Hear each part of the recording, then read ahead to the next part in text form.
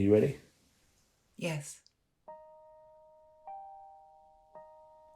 My son, Callum Flynn, was born on the 14th of March 2001. He and his twin brother were much longed for babies. They said they were both perfect. I cried. They were wrong.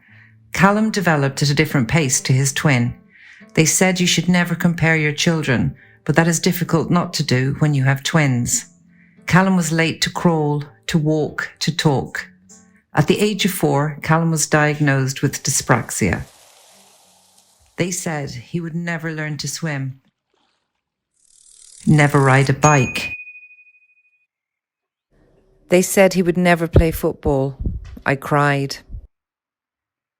They were wrong. At the age of 11, Callum was diagnosed as autistic. They said he will find it difficult to express himself.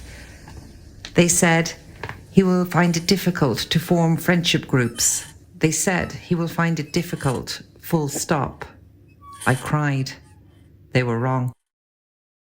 I've never really been able to find the words to describe what it's like being autistic. Even saying the words I'm autistic out loud is a big step for me. For years I've neglected telling people that I'm autistic due to fear of judgment. But it's only really until this year that I realised how much autism actually affects me. If someone asked me today to write a book about my life, I'm sure I could write 99% of it with ease. But if they asked me to write a chapter about my autism, I'd probably just leave them with an empty page. See, as a child, I had your stereotypical autistic symptoms. I would find certain situations sonically overwhelming.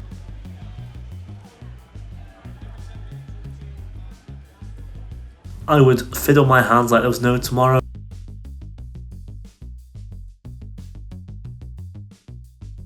Hell, I didn't even know eye contact was a thing until I was about 7 or 8.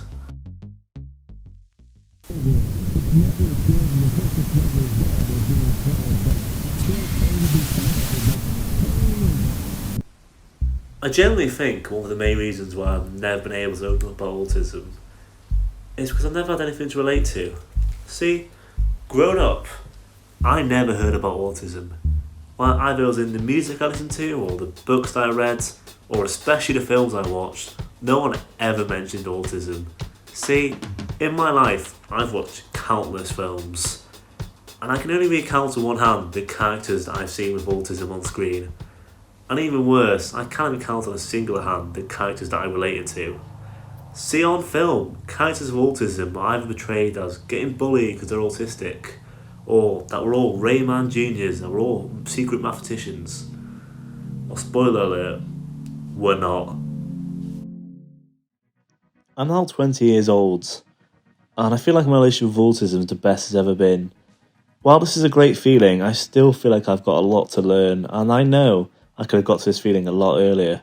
See, if growing up, if I ever saw a character on TV who had the autistic quirks that I did, or even if I had an open conversation with someone about autism, I know I'd have felt a lot more comfortable a lot earlier being myself, instead of just being defined by this stupid label.